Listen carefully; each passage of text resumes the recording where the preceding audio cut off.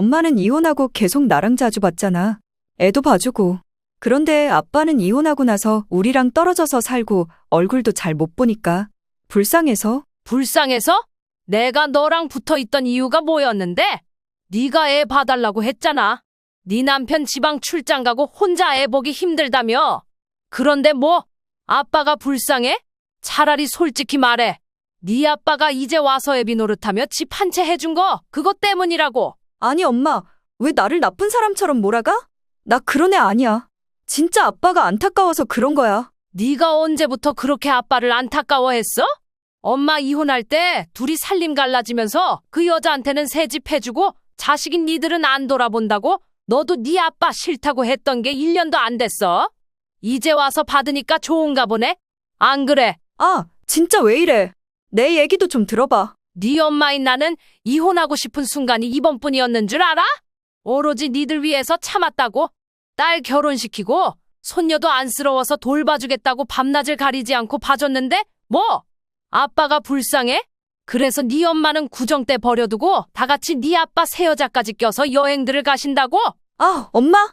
흥분 좀 하지 마. 왜 자꾸 얘기가 앞서 나가?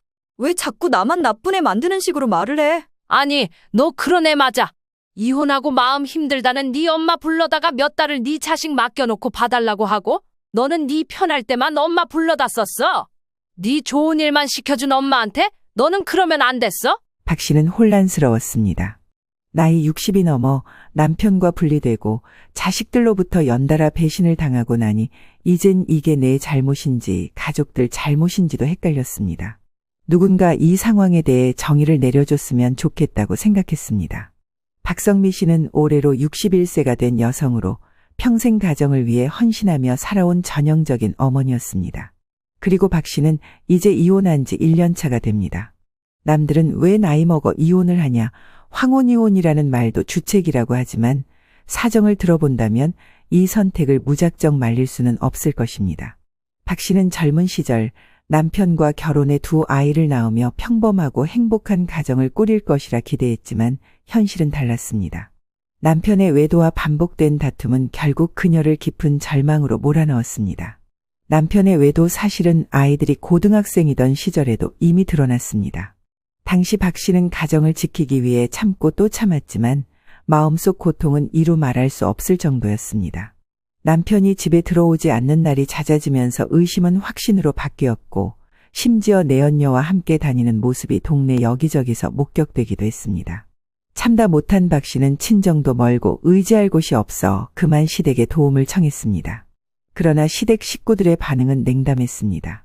시어머니와 신우들은 박 씨를 위로하기는커녕 오히려 그녀를 비난하며 남편의 외도 원인을 박 씨 탓으로 돌렸습니다. 남자가 밖으로 도는 건 다 이유가 있는 법이야. 여자가 잘했으면 이런 일이 생겼겠어? 올케가 가정주부로서 역할을 더 잘했어야지.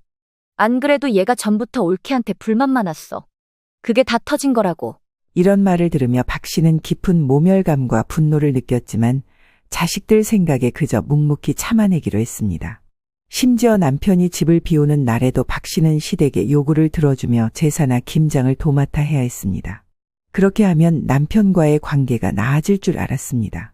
남편의 잘못으로 인해 온갖 고통을 겪고 있음에도 불구하고 박 씨는 가족을 위해 자신을 희생하며 버티고 또 버텼습니다. 그러나 남편의 행동은 시간이 지날수록 더욱 뻔뻔해졌습니다. 정년 은퇴 후에도 남편은 박 씨와 함께 있기를 거부하며 아픈 시어머니를 돌봐야 한다는 핑계를 대고 집을 떠났습니다. 하지만 박 씨는 남편이 시댁에 간 게 아니라 내연녀의 집에서 지내며 이중 생활을 하고 있다는 사실을 알게 되었습니다. 심지어 박 씨가 해다 준 김치까지 내연녀의 집으로 들어가고 있으며 내연녀가 시댁에 인사를 갔다는 사실까지 알게 되었습니다. 이쯤 되면 이혼 안 하는 게 바보 아니냐고 생각할 수 있겠지만 아이들 때문에 쉽게 결단을 내리지 못했습니다. 그래도 딸의 결혼만큼은 무사히 치르고 나서 모든 것을 정리하겠다는 결심으로 이 악물고 버텼습니다. 딸의 결혼식이 끝나고 나오는 자리에서 박 씨는 남편과 저만치 멀리서 여길 보고 있는 내연녀를 보며 마지막 통보를 했습니다. 이제 마지막 고비를 넘겼네. 당신은 가서 저 여자랑 살고 나랑은 그만 끝내자. 사이 좋은 부부인 척 둘 다 아주 욕받지. 그만하자고. 아이고, 나는 이혼까진 생각 없었는데 당신 생각이 그렇다니 어쩔 수 없지. 남편은 빈정대면서 어깨를 으쓱하더니 그 길로 내연녀와 함께 사라져버렸습니다. 그리고 집에 들려 스스로 짐을 챙겨 나가버렸습니다. 이후 박 씨는 남편과의 결혼 생활을 마무리 지으며 홀로 서게 되었습니다. 이혼 소식을 알렸을 때 두 아이의 반응은 달랐습니다. 딸은 어머니의 고통을 누구보다도 잘 알고 있었기에 박 씨의 결정을 이해하며 위로했습니다. 엄마가 너무 불쌍해. 평생 우리만 보고 살았는데 아빠는 진짜 벌 받을 거야. 엄마, 나만 믿어. 엄마는 내가 지켜줄게. 딸의 말에 박 씨는 그나마 작은 위안을 느꼈습니다. 그러나 아들의 반응은 다소 차가웠습니다. 일찍이 독립해서 살고 있었고 부모의 이혼에 대해 두 분의 일이라며 별다른 관심을 보이지 않았습니다. 엄마, 아빠 일은 엄마가 알아서 잘 정리하시길 바라요. 솔직히 어릴 때부터 두 분 너무 싸우셨고 보면서 저도 너무 지쳤어요. 그 꼴 보기 싫어서 전 직장 구하자마자 나간 거고요. 생활비도 제가 내고 알아서 살고 있으니 저도 제 인생 알아서 할게요. 아들의 이런 태도에 박 씨는 야속함을 느꼈지만 딸이 자신을 이해해주는 것만으로도 마음을 달랬습니다. 이혼 후 박 씨는 딸의 요청으로 손녀를 돌보며 시간을 보냈습니다. 딸이 산후우울증으로 힘들어할 때 안 그래도 본인도 외로웠던 박 씨는 기꺼이 도움의 손길을 내밀었습니다. 딸의 집에 상주하며 손녀를 돌보는 일은 고단했지만 손녀의 해맑은 웃음은 박 씨에게 작은 위로가 되었습니다. 엄마가 없었으면 나 정말 어떻게 했을지 몰라. 너무 고마워. 네가 잘 살기만 하면 돼. 엄마는 그거 하나만 바라고 있어. 딸의 이런 말들에 박 씨는 기쁜 마음으로 손녀를 돌보며 하루하루를 보냈습니다. 그러나 마음 한구석에는 여전히 외로움과 허탈함이 자리 잡고 있었습니다. 남편과의 이혼 그리고 아들의 무관심은 박 씨의 가슴에 깊은 상처로 남아 있었습니다. 이렇게 박 씨는 딸과 손녀에게 의지하며 새로운 삶을 시작하려고 노력했습니다. 하지만 이 모든 희생과 헌신의 대가가 결국 어떤 결과로 이어질지 그때는 알 수 없었습니다. 우선 이 무렵 딸의 산후우울증은 쉽게 가라앉지 않았습니다. 그런 딸의 모습을 본 박 씨는 더욱 애써야겠다고 다짐했습니다. 박 씨는 하루의 대부분을 딸의 집에서 보냈습니다. 손녀의 울음을 달래고 딸의 식사를 챙기며 집안일을 도맡았습니다. 딸은 엄마가 있어 얼마나 다행인지 모르겠다며 거듭 감사의 말을 전했습니다.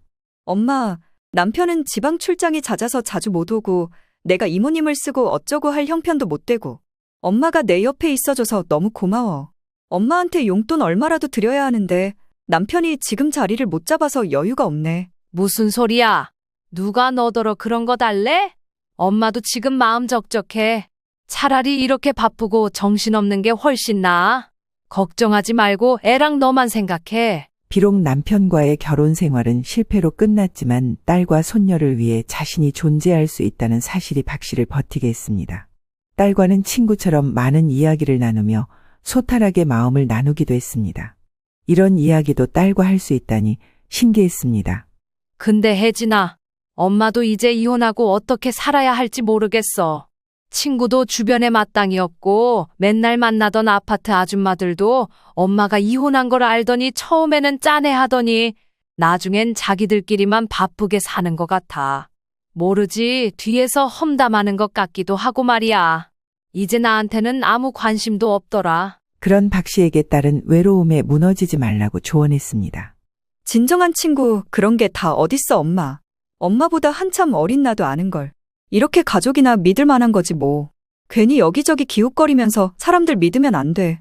아줌마들 노후에 이혼하고 주변에서 사기 제일 많이 당한다고 하더라. 가족만 있으면 돼. 박 씨는 이런 딸과의 대화를 통해 딸이 너무나 든든하고 믿음직스럽다는 생각을 했습니다. 딸의 집에서 지내는 시간이 길어질수록 박 씨는 자연스레 손녀와도 정이 깊어졌습니다.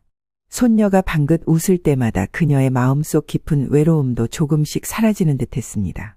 반면 아들과의 관계는 점점 더 소원해졌습니다. 박 씨는 아들에게도 가끔 전화를 걸어 안부를 물었지만 아들의 태도는 시큰둥했습니다. 엄마, 저 바빠요. 여자친구랑도 약속이 많고 회사 일도 정신없어요. 엄마가 잘 지내시길 바라요. 박 씨는 아들의 이런 말을 들을 때마다 서운한 마음을 감출 수 없었지만 굳이 티를 내지는 않았습니다. 그저 딸과 손녀와 보내는 시간을 통해 외로움을 잊으려 노력했습니다. 그렇게 시간이 흘러 신정이 다가왔습니다. 박 씨는 새로운 해를 맞아 가족과 함께 시간을 보내고 싶어졌습니다. 가족 모두가 모여 해돋이를 보러 가는 계획을 세우고 싶다는 생각이 들었습니다. 그간 한 달에 반 이상 집을 비우는 남편 때문에 소갈이를 하며 한 번도 맘 편히 여행이나 휴가를 즐겨본 적이 없었습니다. 이혼을 했고 이제 남아도는 시간들을 제대로 활용해보고 싶었던 겁니다. 아들, 신정의 해돋이 보러 가지 않을래? 가족끼리 모여서 새해를 시작하면 좋잖아. 그러나 아들의 대답은 예상대로였습니다. 엄마, 새삼스럽게 무슨. 그리고 죄송한데 여자친구랑 약속이 있어서요. 그날은 좀 힘들 것 같아요. 박 씨는 아들의 태도가 여전히 야속했지만 이제는 크게 기대하지 않기로 했습니다. 아들은 이미 어릴 적부터 독립심이 강했던 아이였고 박 씨는 그저 아들이 행복하게 잘 살기를 바랄 뿐이었습니다. 딸에게도 같은 제안을 했습니다. 예, 우리 신정의 해돋이 보러 갈까? 엄마가 해돋이 본 지가 참 오래된 것 같아. 새해는 뭔가 좋은 기분을 느끼면서 시작하고 싶네. 정서방도 계속 부산에 있을 예정이잖아. 그러나 딸의 대답도 박 씨를 조금은 서운하게 했습니다. 엄마, 이번에 남편이 지방에 잠깐 내려오라고 해서 안 그래도 챙겨줄 물건도 있어서 신정에는 남편한테 다녀오려고. 엄마 괜찮지? 딸의 말에 박 씨는 서운함을 느꼈지만 그래도 딸이 가족을 잘 챙기며 사는 모습이 기특했습니다. 그래. 가족끼리 시간 잘 보내고 와. 엄마는 혼자서도 잘 보낼 수 있으니까 걱정하지 마. 박 씨는 딸과 아들이 각자의 삶에 충실히 살아가는 모습에 괜히 자신이 외로워지는 느낌이 들었지만 그래도 아이들을 위해 기도하며 신정을 보낼 준비를 했습니다. 그렇게 그녀는 새로운 해를 맞이하며 또다시 혼자만의 시간을 준비하게 되었습니다. 그런데 돌연딸이 연락이 온 것입니다. 엄마, 지금 집이지? 저기 너무 미안한데 지금 애가 열이 갑자기 나서 어떻게 해야 할지 모르겠어. 이미 기차표는 끊어놨고 남편한테 급히 전해줄 것도 있는데 준비 다 해놨는데 나 어떡해? 이 말에 박 씨는 안타까운 마음에 딸에게 애를 맡기고 가라고 했습니다. 아이고, 그래. 그럼 애기는 엄마 집에 맡겨두고 가. 엄마가 돌볼 테니까.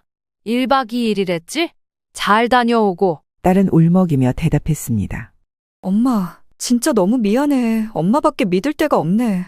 남편이랑 벌써 떨어져 있은 지 2달이 되다 보니까 서로 너무 못 보기도 했고. 박 씨는 한숨을 내쉬며 딸의 말을 이해했습니다.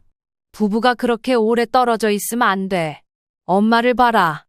너는 잘 살아야지. 이 말을 해놓고 박 씨는 다시 한번 입 밖으로 나온 말을 되새기며 자신의 서글픈 나날들을 떠올렸습니다. 젊었을 때 남편의 지방근무 또한 시댁 사정 때문에 떨어져 지내던 시간들, 그 사이에 쌓인 오해와 고통, 결국에는 되돌릴 수 없었던 관계의 균열이 떠오른 것입니다. 하지만 딸에게는 이 기억을 물려주고 싶지 않았습니다. 그녀는 고개를 세차게 저으며 마음을 다잡았습니다. 딸은 박 씨에게 다시 한번 미안하다고 말하며 돌아와서는 구정에 꼭 엄마와 시간을 보내겠다고 약속했습니다. 엄마, 구정에는 엄마랑만 시간 보낼게. 가고 싶은 데가 있으면 말해. 내가 다 데려다 줄게. 그 말에 박 씨는 그나마 마음의 위안을 얻을 수 있었습니다. 딸의 말 한마디 한마디가 진심이 느껴졌기 때문입니다. 박 씨는 딸과 손녀가 곁에 있다는 것이 자신의 삶에서 가장 큰 위안이라는 것을 다시 한번 깨달았습니다. 딸은 덧붙여 시댁 이야기를 전했습니다. 어머니도 이번에 이모님들이랑 여행 가신 데서 오지 않아도 된다고 하시네. 작년에 임신 중에 갔을 때 내가 아프고 탈났던 것 때문에 마음이 불편하신가 봐. 애기 너무 어리니까 나중에 본인이 서울 와서 보자고 하셔. 박 씨는 잠시 망설였지만 딸의 이야기를 듣고 조용히 고개를 끄덕였습니다. 그래, 그럼 구정에는 제대로 시간 보내자. 걱정 말고 잘 다녀와. 그리하여 박 씨는 홀로 집에서 열이 나고 아픈 손녀를 1박 2일 꼬박 돌보았습니다. 손녀는 갑작스러운 열 때문에 보채고 울었지만 박 씨는 끝까지 최선을 다해 아이를 달래며 열을 내려주려 애썼습니다. 본인도 감기에 옮을까 싶어 마스크를 쓰고 돌봤지만 시간이 지날수록 체력은 점점 고갈되었습니다. 특히 밤이 되면 상황은 더 힘들어졌습니다. 손녀는 밤새도록 깨며 울었고 박 씨는 손녀를 달래느라 제대로 눕지도 못한 채 밤을 새우다시피 했습니다. 아이를 안고 달래는 동안 박 씨의 몸은 점점 지쳤지만 마음만큼은 손녀를 지켜주겠다는 의지가 꺾이지 않았습니다. 괜찮아, 우리 손녀. 할머니가 있잖아. 조금만 참자. 그렇게 한숨도 자지 못하고 손녀를 돌본 박 씨는 딸이 돌아올 시간이 가까워지자 힘겹게 손녀를 안고 딸의 집으로 향했습니다. 손녀는 박 씨의 품 안에서 간신히 잠이 들었고 박 씨는 조심스레 문을 열었습니다. 딸이 돌아왔을 때 박 씨는 손녀를 딸에게 넘겨주며 안도의 한숨을 내쉬었습니다.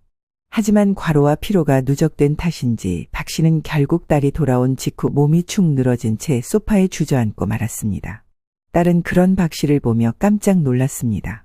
엄마, 괜찮아?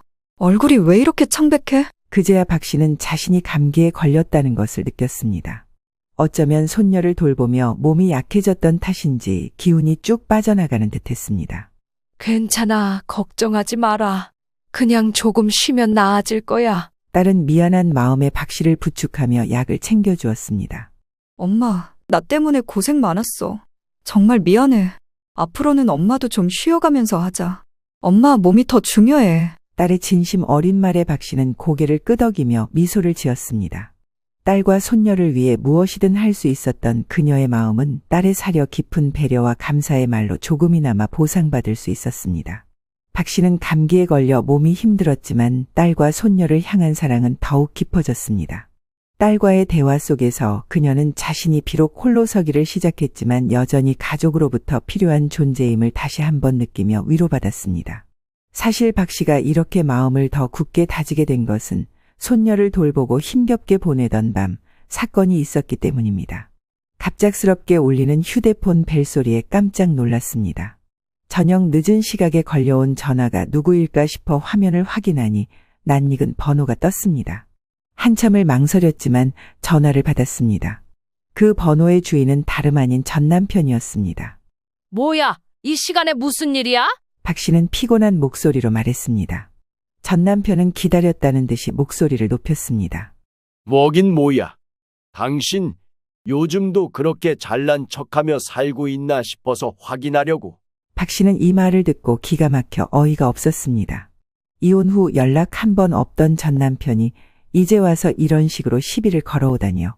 잘났든 못났든 그게 당신이 상관할 일이야? 연락 없는 걸 보니 잘 살고 있는 줄 알았더니 무슨 일이야? 박 씨는 차분히 대처하려 했지만 전 남편의 다음 말에 감정이 격해졌습니다. 그 아파트 말이야. 내가 왜 그걸 당신한테 넘겨줬나 모르겠네. 생각할수록 열받아. 당신 그거 팔고 좀 조용히 살아. 볼 때마다 짜증나니까. 박 씨는 숨을 고르며 반격했습니다. 당신 그 기집애랑 나가면서 내가 상간녀 소송 걸고 이래저래 이 아파트는 내 명의로 유지하고 있는데 그게 그렇게 아까워? 이걸 왜 또 물고 늘어지는데? 암만 생각해도 아파트 준 건 내가 열받아서 잠이 안 와서 그래. 곱게 이혼하지. 나이 처먹고 상간 소송 같은 건 왜 걸어? 그거 걸린 것 때문에 지금 와이프가 얼마나 일을 벅벅 갈아대는지 알아. 박 씨는 전 남편의 뻔뻔한 태도에 피가 거꾸로 솟았습니다. 잘났다. 그 나이 먹고 한창 어린 새 여자 만나 살면서 남은 건 자식밖에 없는 나한테 이렇게 따지는 거야? 됐고, 당신 그냥 그 아파트 정리해서 애들 주고 좀 우리 시야에서 떨어져 살아. 이 말을 듣자 박 씨는 참을 수 없었습니다. 싫어? 내가 왜 그래야 하는데? 그러게 누가 새 여자랑 새 살림을 이 근처 아파트로 잡으래? 어린 여자한테 신축 아파트 해주고 싶어서 환장한 건 당신이지 여기서 십몇 년 살아온 내 잘못이 아니야. 두 사람의 대화는 점점 더 험악해졌습니다. 전 남편은 짜증을 내며 더 큰 소리로 따져 물었습니다. 애들도 내 말 듣겠지. 당신같이 답답한 여자랑 이제 인연 끊게 만들 거야. 애들이 미쳤다고 당신 말을 들어? 애들은 다 내 편이야. 지 엄마 고생한 거 눈으로 다 보고 큰 애들이라고. 그렇게 박 씨는 전화를 끊어버렸습니다. 손에는 여전히 휴대폰이 쥐어져 있었고 숨을 몰아쉬며 복잡한 마음을 추스르려 했습니다. 그러나 전 남편의 뻔뻔한 태도와 무례한 말투가 계속해서 머릿속에 맴돌았습니다. 그날 밤 박 씨는 소파에 앉아 한참을 멍하니 있었습니다. 그동안 이혼 후 혼자서 딸을 키우며 얼마나 힘들었는지 떠올랐습니다. 그 고통의 시간 속에서도 자신이 이렇게 버텨낸 이유는 아이들을 위해서였습니다. 전 남편은 그런 박 씨의 노력을 무시하며 끝까지 자신을 괴롭히려 드는 모습이었습니다. 박 씨는 한동안 억울한 마음에 눈물을 흘렸습니다.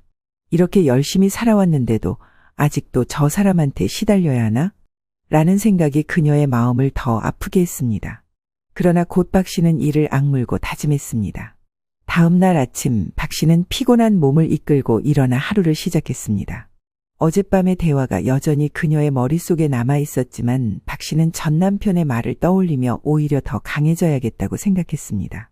그녀의 마음속에는 더 이상 후회나 미련이 자리할 곳이 없었습니다. 박 씨는 딸과 손녀가 자신을 필요로 한다는 사실을 되새기며 더 단단해진 마음으로 하루를 보냈습니다. 그녀는 딸과 함께 웃으며 손녀를 안아주는 시간이야말로 자신이 앞으로 나아갈 수 있는 원동력이라는 것을 깨달았습니다. 그리고 며칠 지나 박 씨는 구정을 맞아 홀가분한 계획을 세우며 딸에게 전화를 걸었습니다.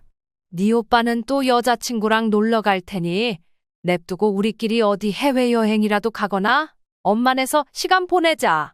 명절에 뭐 거창하게 할 것도 없잖아. 박 씨는 딸과 손녀와 함께 시간을 보내는 계획에 내심 설레었습니다. 그런데 딸의 대답은 박 씨의 기대를 무너뜨렸습니다. 엄마, 그게 이번 구정에는 내가 시댁에 가야 할 것 같아. 안 가도 된다고 하지 않았어? 이번 명절에? 네 시어머니도 그렇게 얘기하셨다고 했잖아. 딸은 난처한 표정으로 대답했습니다. 그랬는데 어머니가 갑자기 변덕을 부리셨어. 이번 명절에 꼭 오라고 하시더라고. 미안해, 엄마. 박 씨는 실망감을 숨기고자 애써 미소를 지었지만 마음이 허전해졌습니다.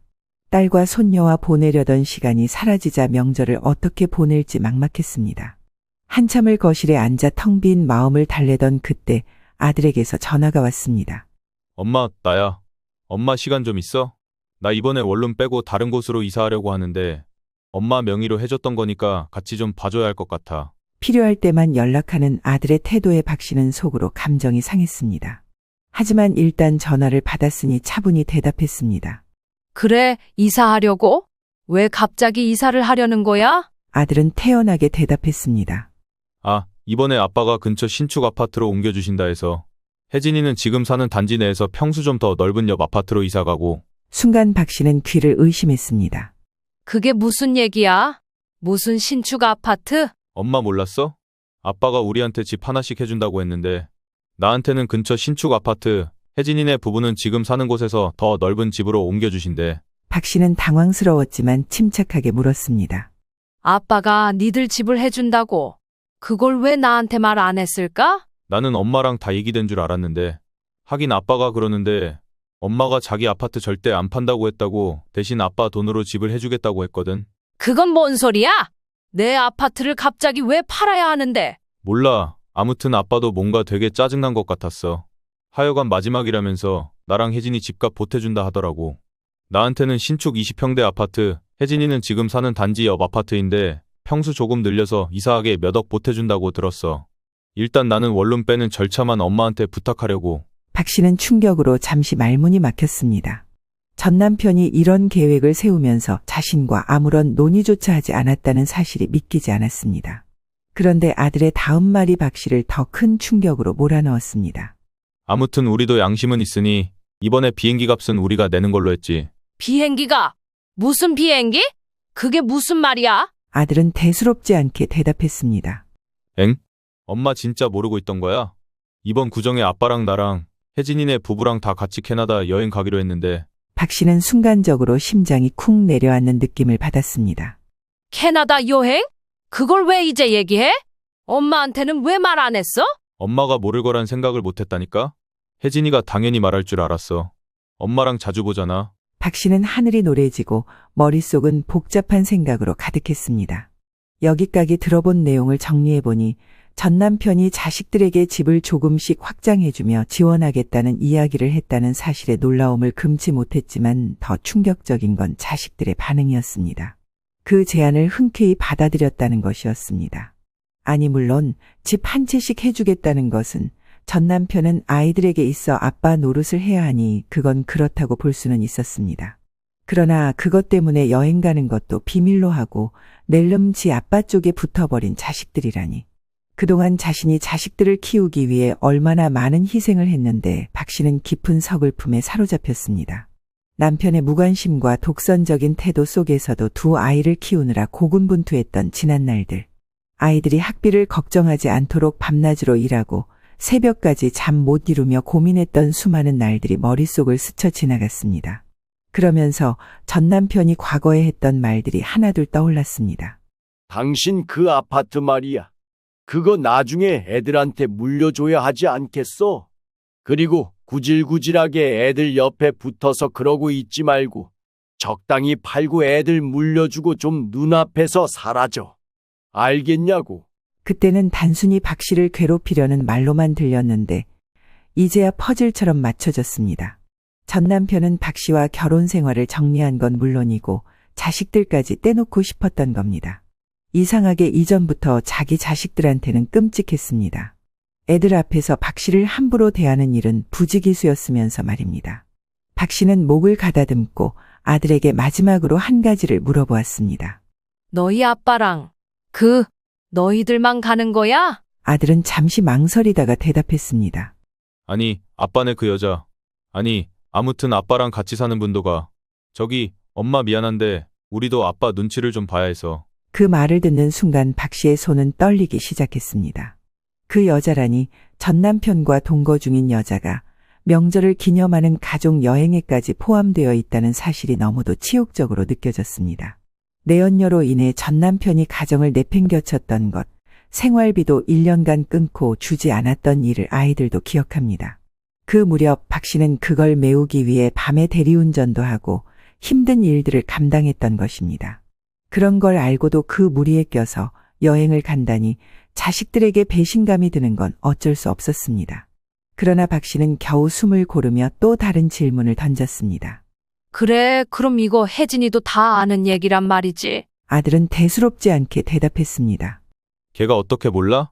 걔가 나랑 내 여자친구, 아빠랑 그 여자분, 자기네 부부랑 애기까지 비행기표 다 끊고 호텔도 예약하고 있는데. 그 말에 박 씨는 숨이 멎는 듯한 충격을 받았습니다. 딸은 자신에게는 구정의 시댁에 가야 한다며 거짓말을 하고 이미 모든 계획을 진행 중이었습니다.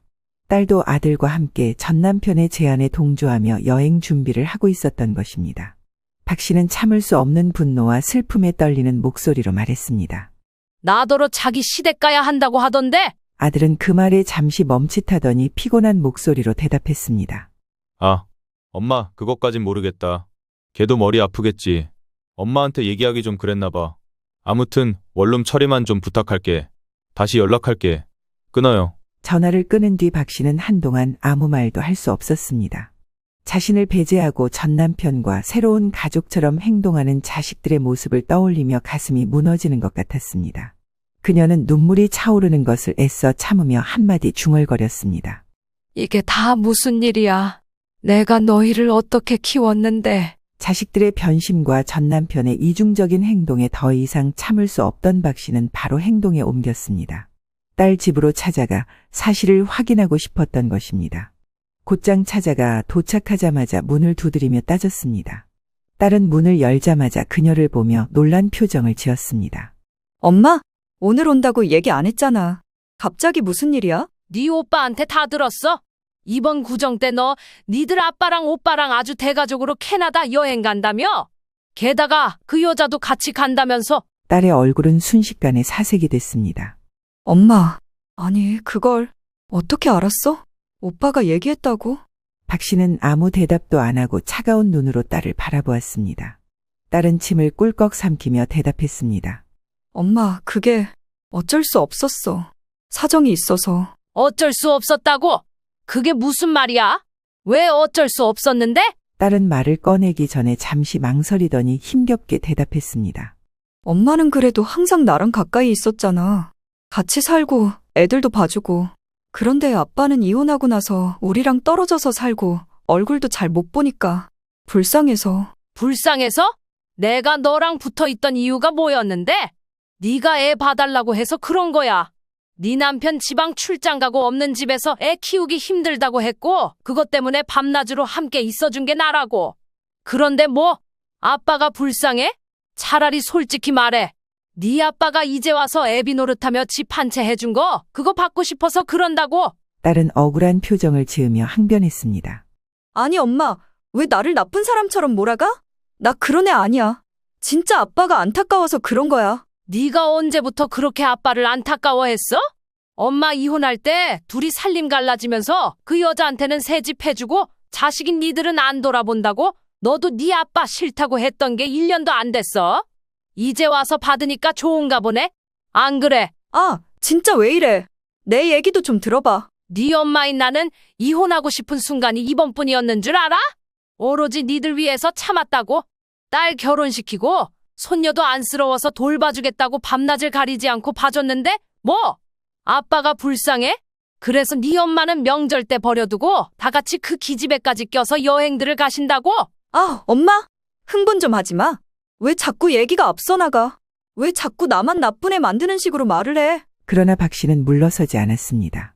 아니, 너 그런 애 맞아. 이혼하고 마음 힘들다는 네 엄마 불러다가 몇 달을 네 자식 맡겨놓고 봐달라고 하고 너는 네 편할 때만 엄마 불러다 썼어. 네 좋은 일만 시켜준 엄마한테 너는 그러면 안 됐어? 딸은 얼굴이 붉어지더니 반박했습니다. 엄마, 왜 같은 얘기를 이상하게 바꿔서 말해? 그럼 내가 엄마한테 뭐라고 해야 돼? 아빠랑 우리끼리만 캐나다 여행 간다고 말하면 엄마가 기분 좋겠어? 엄마도 상처받을 거잖아. 그 말에 박 씨는 더 이상 참을 수 없는 분노가 끓어오르는 것을 느꼈습니다. 그녀는 목소리를 높이며 말했습니다.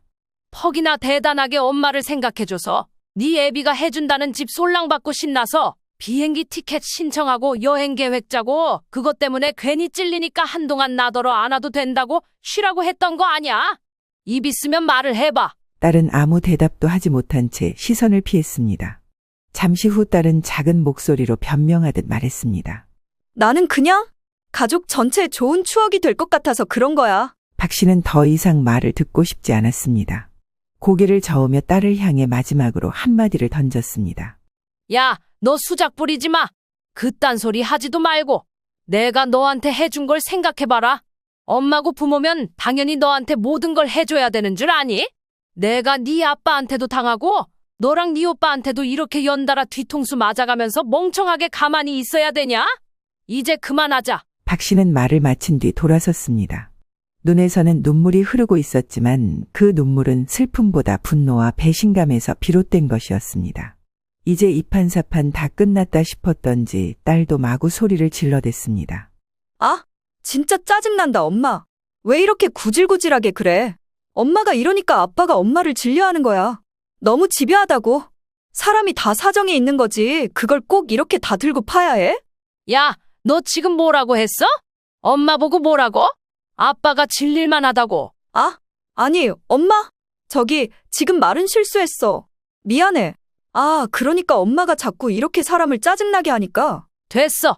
너랑 네 오빠랑 잘난 네 아빠한테 돈 많이 받아 처먹고 살아. 나는 내 가정은 이렇게 됐어도 네 가정은 지켜주겠다고 애를 썼어. 근데 너는 엄마를 이렇게 버리네. 아니라니까. 진짜 왜 그래? 내 말 좀 들어봐. 네 말 들어볼 게 뭐가 더 있어. 이미 확인됐는데 이제 엄마랑은 끝이야. 박 씨는 그 뒤로 집으로 돌아와 머리를 부여잡고 앞으로 어떻게 살 것인지 고민했습니다. 그리고 기존 본인 명의로 된 아파트를 세를 주고 그동안 몰래 모아둔 돈을 가지고 고향에 있는 친구에게 내려갔습니다. 미자야, 나 그쪽 동네로 좀 내려가도 되니? 좀 쉬고 싶어서 그래. 무슨 일이야? 너도 어디 아픈 거 아니지? 나야 여기서 혼자 지내니까 얼마든지 와도 돼. 예전에 한창 놀러 오랄 땐 답장도 없더니. 나야 반갑지 뭐. 본래 박 씨는 친정 식구들과는 오랜 세월 연락을 끊고 살았기에 형제자매들과 사이가 좋지 않았습니다. 부모님이 돌아가시고 유산 문제에서 밀려나고 가족들 사이에서도 소외되었기 때문입니다. 관계가 틀어지고 나서 많은 시간이 지나버려 이제는 마음을 기댈 곳이 고향의 친구밖에 남지 않았습니다. 급히 내려온 친구네 집에서 몇 주간 머물며 그 근처의 작은 연립을 알아보았습니다. 다행히 박 씨가 가진 예산으로 충분히 집을 구할 수 있는 곳이었고 그래서 새로운 집을 얻기로 결심했습니다. 그런데 딸은 뒤늦게 연락을 해와서 마치 자신이 잘못한 것을 알리려는 듯한 말투로 아주 장황하게 이야기를 늘어놓았습니다. 엄마 멀리 내려왔으니까 이제 니들은 네 인생 살아. 엄마 찾지 말고. 하지만 딸은 그런 박 씨를 달래려 하며 얕은 수를 쓰기 시작했습니다. 엄마, 그러지 말고 어디야? 내가 데리러 갈게. 지금 아기가 자기 할머니를 얼마나 찾는데. 됐어. 한동안은 엄마 시간 보낼 거고 편하게 지낼 거야. 네 자식은 네가 알아서 키워야지. 그런데 여기서 딸은 본색을 드러냈고 박 씨는 이런 딸의 모습을 어디 말할 수도 없고 참 수치스럽단 생각이 들었습니다. 어디서부터 잘못된 건지 감도 잡히지 않았습니다. 엄마 진짜 이럴 거야? 아니, 엄마 아니면 나는 누구한테 애를 맡겨? 나 이제 곧 복직하는 것도 알잖아. 그러지 말고 자꾸 그렇게 삐져있지 말고 좀 올라와 주라고. 사람이 왜 이래? 그깟 일로 이렇게 집까지 내놓고 나가버릴 일이야? 좀 엄마답게 좀 살아? 옆에서 누가 바람 넣는 거 아니야? 그 말을 들은 박 씨는 무력감과 분노가 일면서 그동안 자기 딸에게 쌓인 마음속 갈등이 다시 한번 떠올랐습니다. 그동안 가족이란 이름으로 남편이며 아들딸이며 이들에게 얼마나 많은 시간을 희생하며 살았는지, 그리고 이제는 딸이 자신을 이토록 이용하고 있다는 사실에 박 씨는 가슴이 터질 듯한 고통을 느꼈습니다. 너는 네 엄마 인생은 안중에도 없어. 나는 평생 네 뒤치다거리만 하다 살아야 돼. 나라는 사람은 내 개인의 감정은 있으면 안 되는 거야. 네가 진짜 자식이고 엄마 생각하면 너 이딴 식으로 나오면 안 되는 거야. 그러면서 박 씨는 딸에게 말을 이어갔습니다. 너 내가 마지막으로 한마디만 할게. 꼭 네 자식 너처럼 키워내라. 그때가 되면 내 마음 알겠지. 그런데 어쩌냐? 난 네가 깨달을 때까지 기다려줄 생각 없어. 다시는 얼굴 보지 말자. 박 씨는 그 말을 끝으로 딸의 연락을 차단했습니다. 차단 버튼을 누른 순간 박 씨의 마음속에서는 해방감이 느껴졌습니다. 오랜 세월 동안 자신이 쌓아온 감정의 짐을 조금이나마 내려놓은 것 같았습니다. 이제 박 씨는 더 이상 과거로 돌아가고 싶지 않았습니다. 앞으로 그 누구에게도 의존하지 않고 자신의 길을 가기로 한 박 씨는 처음으로 진정한 자유를 느끼고 있었습니다. 더 이상 자식이나 남편에게 속박당하거나 다른 사람의 기대에 따라 살지 않겠다고 결심한 박 씨는 그 결정을 내리고서야 비로소 평온을 느낄 수 있었습니다. 인생 60살부터 시작이지 뭐 어때? 남편이고 자식들이고 속썩이는 것들 하나도 없고 이제 나 혼자 남았어. 잘 살아보자. 이후 박 씨는 지방에서 조용히 새로운 삶을 시작했습니다. 집 근처에는 오래된 친구가 있으니 가끔 함께 시간을 보내며 지냈습니다.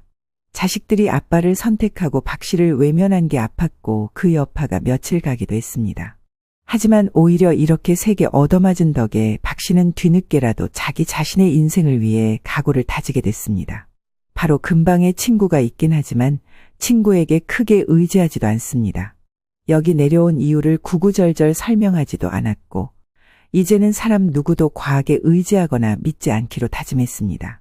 적당한 간격을 갖고 나 자신에게 집중하자는 생각을 했습니다. 박 씨는 서울에 있는 아파트에서 나오는 수입을 가지고 여기서는 또 다른 삶을 살아보려고 합니다. 그나마 젊은 날 그거라도 붙들고 있었고 이혼할 때 확실하게 내 권리를 찾고 얻어낸 덕에 이만한 입지라도 유지할 수 있게 되었습니다. 앉으나 서나 사나 죽으나 경제력이 최고란 생각을 하면서 앞으로도 열심히 힘닿는 동안은 계속 일을 해보자고 다짐했습니다. 지금 비록 혼자일지라도 심지만 곧게 서 있다면 두려울 게 없다고 생각했습니다.